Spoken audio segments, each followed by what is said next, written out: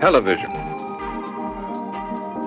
At the touch of a button, it is an almost instantaneous transmission of sight and sound going to our homes, where we select from a variety of programs. Much of our future depends on the way we use this medium of communication, for its influence on thinking and action is tremendous. TV intros. They primarily function as opening credits, but over the past few decades, TV intros have evolved into an art form of their very own. They can contain just as much creativity, craft, and originality as the narratives they precede. There's even an Emmy Award for outstanding main title design. Alongside television itself, opening credit sequences have evolved rapidly, and like everything in the entertainment industry, they tend to follow trends over time. Whether they're brisk, lengthy, impressive, or uninspired, TV intros have rarely stayed static for long. So join me as we explore the fascinating evolution of television intros.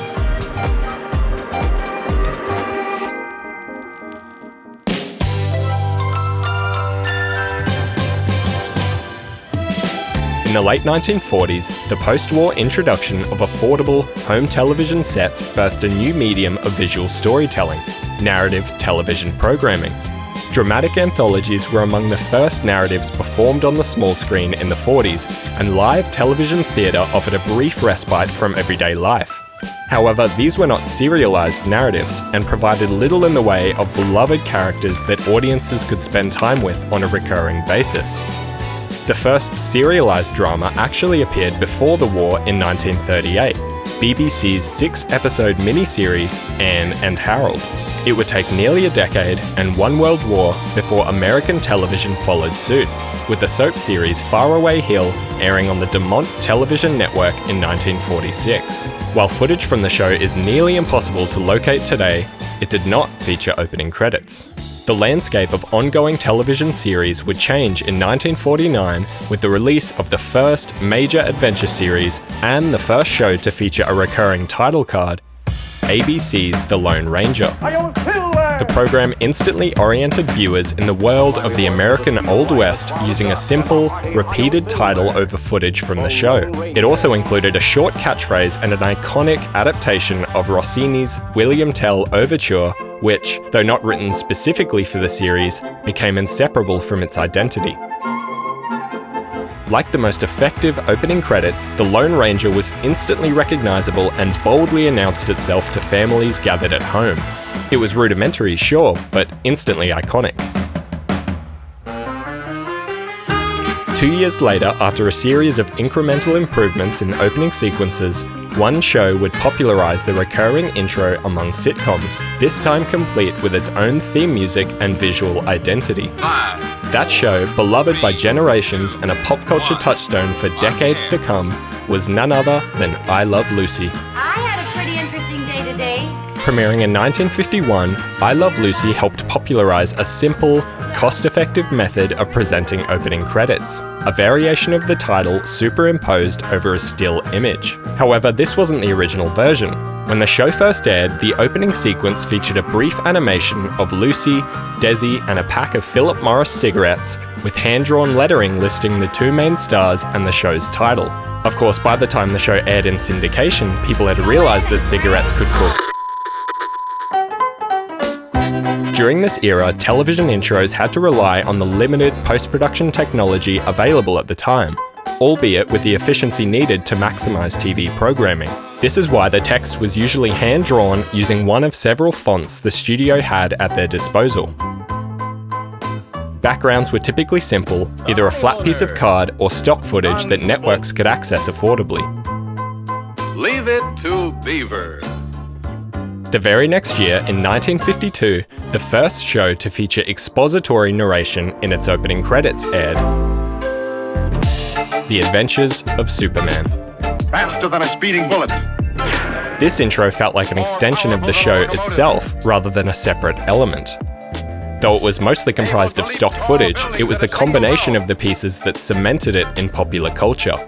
The iconic voiceover took on a life of its own, Even now, you could probably quote part of it yourself. Up in the sky, it's a bird. It's a plane! It's Superman. Perhaps as a result of the show's success, the use of expository narration became more common going forward. A Z that stands for Zorro. And maybe the most iconic example came in 1959 with the release of The Twilight Zone. Help me, please, somebody help me. Please, somebody help me. Help me. Please, somebody help me. Somebody's looking at me. The Twilight Zone intro might be the first to transcend the popularity of the series itself. Even if you've never watched a full episode of the original series, you've probably heard the iconic voiceover or seen it parodied in some capacity. Who the hell is that? I bet he took the trophy. Get him! Where you going, Sally? Ironically, Rod Serling initially didn't want to lend his voice to his own creation. He tried to get Orson Welles to narrate, but when Welles was deemed too expensive, Serling stepped in at the last minute. While there are multiple versions of this intro, the one created for the third season is the most famous. The original Bernard Herrmann score was replaced with the instantly iconic theme by Marius Constant. You know, the one that goes... Stock footage and props were shot separately and composited together using an optical printer, allowing for smooth transitions between the objects as they drifted through the void. Simple by today's standards, but it's an effective combination of rudimentary techniques to create something larger than the sum of its parts.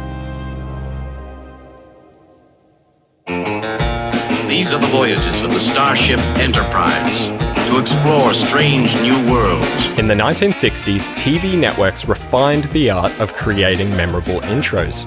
Competition between networks was fierce, and every TV show needed a standout opening. Theme songs with lyrics became a popular trend, from The Addams Family to Gilligan's Island. Hell, even Batman got a sing-along. More than just mood setting, these lyrical intros introduced first-time viewers to an entire premise or cast of characters. A horse is a horse, of course, and Especially in syndication, when families might be jumping into episodes out of order. Studio musicians recorded these catchy themes in just a few takes, working under tight schedules to meet network demands. Completely animated intros grew in popularity, even for shows that were normally live action. Animation was relatively cheap to produce and didn't require reshoots if updates were needed later. The intros were colourful, distinctive, and captured viewer attention in an era when Warner Brothers and Disney Animation were embedded in the popular culture. There are good reasons why we use animation. Animation makes it possible to show things that can't be photographed. Animation was a limitless art form and wasn't restrained by filmmaking technology or the economic budgets of live-action TV. One standout from this era is the intro for 1965's Get Smart.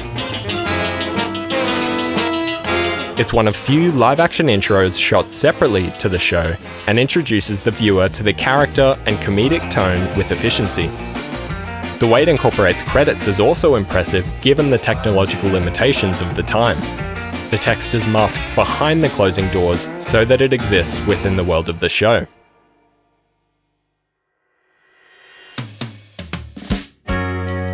My name is Rhoda Morgenstern. I was born in the Bronx, New York, in December 1941. I've always By the turn of the 70s, TV shows began shifting away from animated intros, relying more on footage shot specifically for the opening, be it expository Dr. David Banner, physician, scientist, searching for or character and cast focused. That's the way they all became the Brady Bunch. The Brady Bunch, which initially aired in 1969, epitomized this shift and continued to influence shows throughout the 70s. It used a clever mix of choreographed close-ups and dynamic split-screen technology, which certainly caused some headaches for the visual effects team. The timing of the actors and the way the matte boxes interact is especially impressive considering the coordination involved.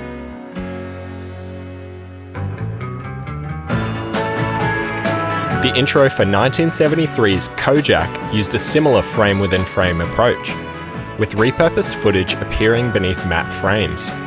The way the footage interacts with the shapes is seamless and evokes a sense of claustrophobia and paranoia that fits the subject matter perfectly. That same year, the intro for The $6 Million Man employed early computer graphics combined with optical compositing, achieving futuristic visuals that were groundbreaking for the time. We have separation. Dialogue was incorporated to emulate diegetic radio chatter, and footage of an EEG machine was overlaid for a futuristic feel, a mixed media approach which would be influential moving forward.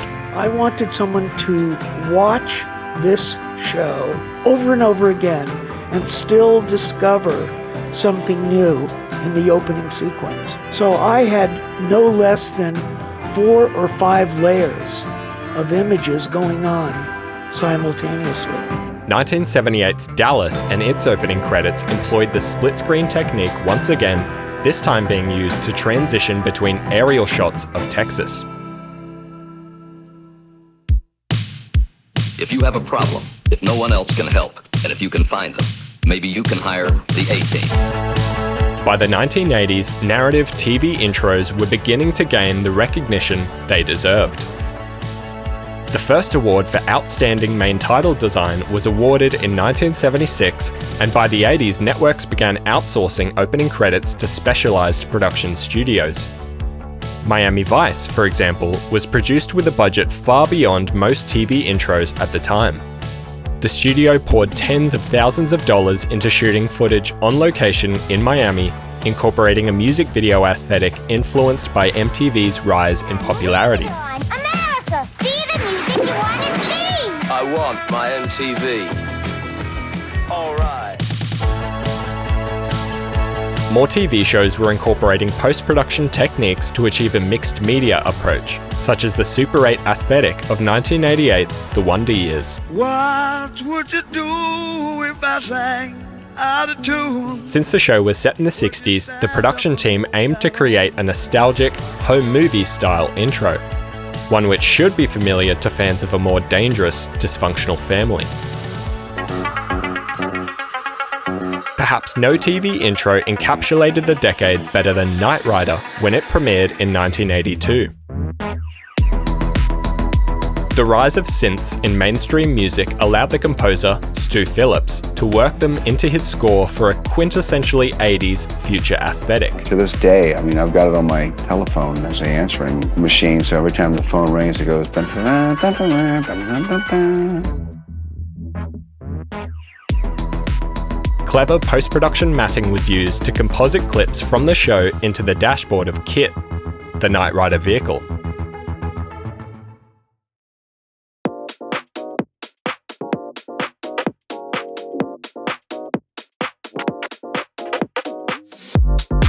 As technology advanced into the 1990s, computer editing and digital effects revolutionized TV intros. Editors could employ brand new, non-linear editing systems to cut clips together quicker and easier than ever before, which led to the increased popularity of the collage intro. The eerie 1993 opening for The X-Files used a combination of archival images, stock footage, and post-manipulated clips to define its mysterious tone. In less than a minute, without relying on any narration, it conveys all of the necessary information for fans and first-time viewers alike. By the mid-90s, opening credits for shows like Friends became shorter, often capped at less than a minute long, and instantly cemented their place in pop culture. Friends featured a quick-cut montage of the cast dancing in a fountain and was shot on a soundstage in a single overnight shoot.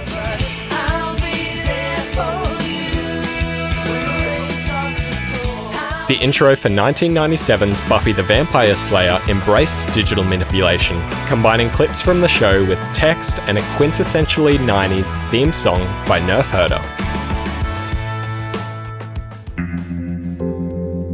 The atmospheric intro for David Lynch's Twin Peaks, which aired in 1990, was the exception that proved the rule.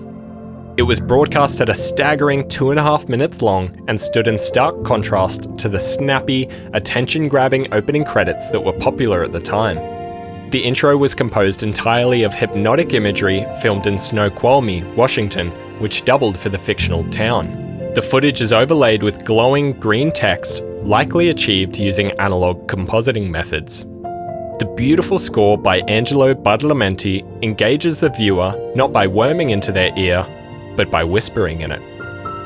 Twin Peaks was the first of a more auteur-driven, cinematic TV show, and with a change in TV came a change in TV intros. This is the story of a wealthy family who lost everything, and the one son who had By the turn no of the century, budgets for TV series were larger than ever before. HBO had found success in original programming with milestone releases like Oz in 1997 and The Sopranos in 1999, kicking off a new wave of high-budget, prestige TV. The intro for The Sopranos, like Twin Peaks, played with the pacing of the medium. It was shot like a short film. Director Alan Taylor captured a cinematic drive with Tony Soprano through New Jersey. All of it set to Alabama 3's Woke Up This Morning. As the budgets for opening credit sequences inflated in the early 2000s, so too did the scope. The opening of 2001's 6 Feet Under was a surreal visual feast, a melancholy series of shots all relating in some way to the concept of death.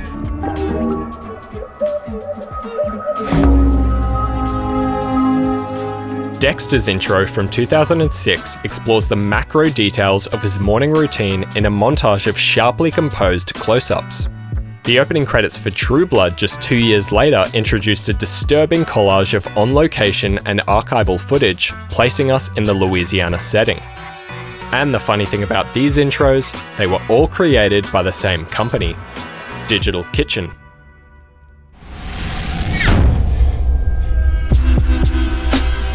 In 2004 saw the release of Lost, a show with a huge mystery and a tiny intro. ABC spent God knows how many thousands trying different versions of the titles. We ended up going with what JJ did on his Mac one day in the editing room. It was a temporary thing. I was just doing it sort of as a goof because I knew for the pilot presentation to the network we need something, and we just ended up using it. It's on national television. It's ridiculous. The opening of Mad Men, a 2007 series set in the 60s, aired with a stunning animated intro that evokes the style of perhaps the most renowned title sequence designer, Saul Bass. Considering that entirely animated intros were dominating television in the period that Mad Men was set, the choice of medium was only fitting. The sequence was a union of the new and the old, achieved by combining 2D character animation with a 3D cityscape in After Effects.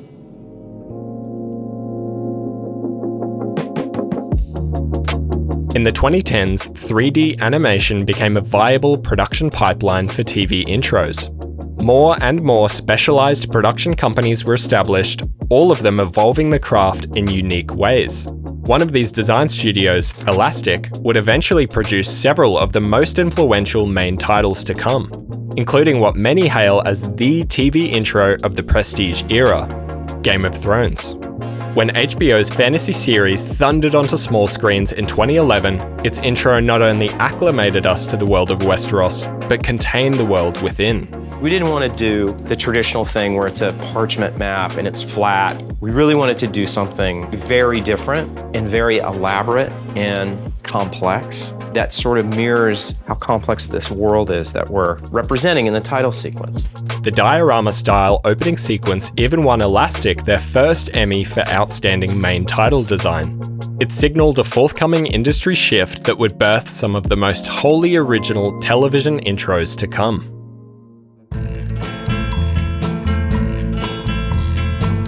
Only 3 years later, Elastic were once again behind one of the most unique opening credits the medium had seen, True Detective. They cleverly repurposed shots from the show and combined them with on-location footage to create a beautiful, inspired double exposure effect. We did some photogrammetry stuff, which is very simple geometry, and you project those imagery back onto it and you can get a minimal camera move out of it, but it really does add this sort of dimensionality to it. It's almost dreamlike. It doesn't feel like footage, but it doesn't feel like a still. By 2016, Elastic would return to the world of 3D to design the cold, mechanical intro for the sci-fi series Westworld. The streaming boom would increase demand for more big-budget opening credits, leading Netflix to commission them in the creation of the historical epic The Crown the same year. In 2017, they designed the neon-soaked totems of the American Gods intro. The list goes on and on and on. In 2011, the team at Prologue, spearheaded by founder Kyle Cooper, dreamt up their own approach to the quick-cut, home movie-style intro.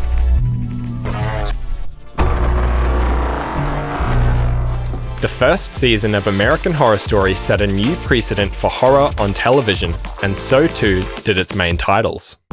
The team drew inspiration from Cooper's unsettling opening credits work on Seven and 2004's Dawn of the Dead remake. Rather than employing contemporary pipelines like 3D, they aimed their sights at the past. They shot in a 16mm, and the direction was make it scary. How do you make a 1 minute piece scary? I'm just gonna take little pieces and make like these 3-second moments, lingering on shots till I felt like, okay, this is a little too long, and leaving it like that. Making shots purposely shorter. Every time there's a title, it needs to be like, boom. The titles themselves seem to spontaneously melt, like celluloid in a fire. The memorable score was composed by Cesar Davila Irizarry and featured unnerving industrial sound effects designed by Charlie Clouser of Nine Inch Nails. The mixed media approach to TV intros continued to evolve through the 2010s and into the 2020s.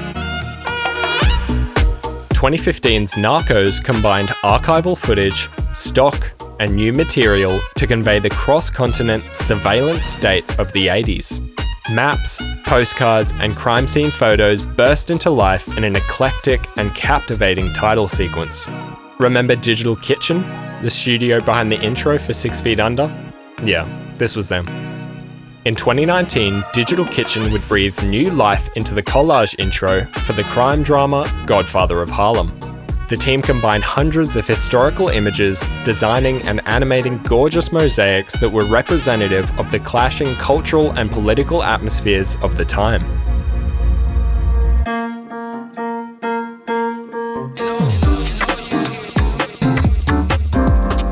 The sheer variety of TV intros was larger than ever before during the transition into the 2020s.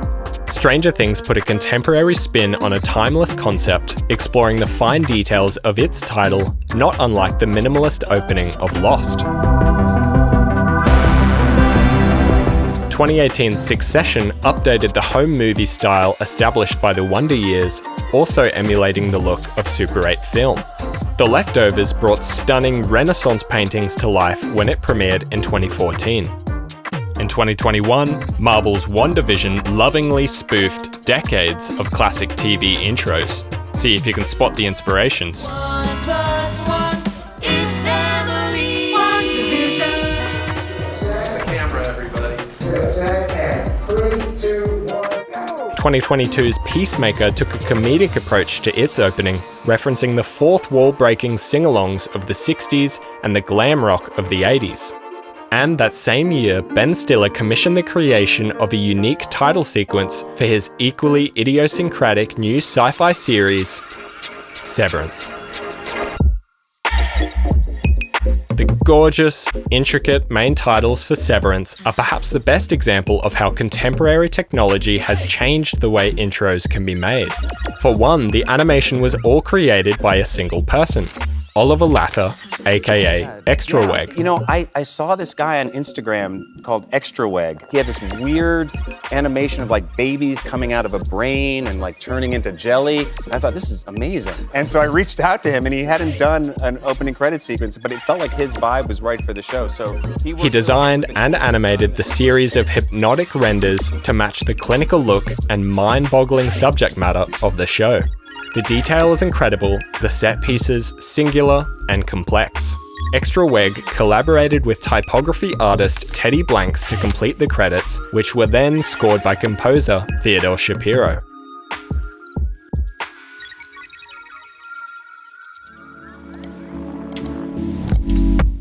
The ability for artists like Extraweg to single-handedly design intros for high-budget TV series is indicative of the evolution we've experienced in the medium over the past few decades.